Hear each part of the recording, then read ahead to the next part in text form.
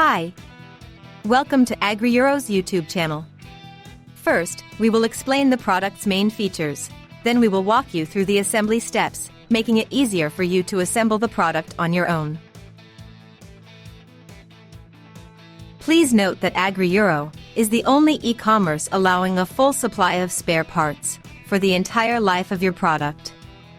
We offer full support for both repairs and service thanks to a Maxi repair shop on site or through one of our 400 partner service centers scattered throughout Europe.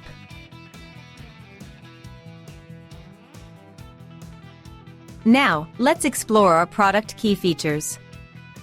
ChatGPT ha detto: il compressore DeWalt DXCMB3T200HE è progettato per offrire prestazioni elevate in ambienti industriali.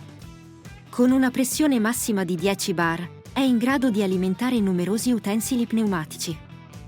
Il motore trifase ad induzione da 3 HP fornisce potenza costante, garantendo lunga durata e ridotto consumo energetico.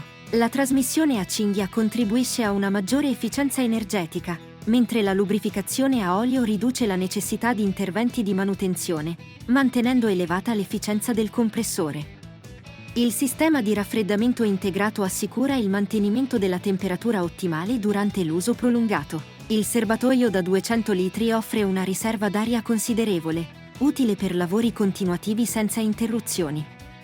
La testata monostadio, che funziona a 1570 giri al minuto, fornisce una portata d'aria di 330 litri al minuto, rendendo il compressore adatto a operazioni impegnative. Now for the product assembly guide.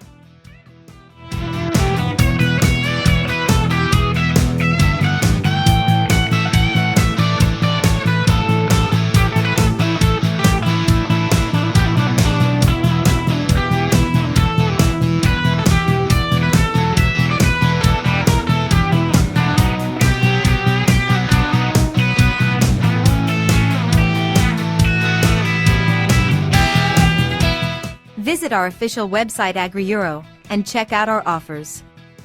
Click on the link in the description below to learn more.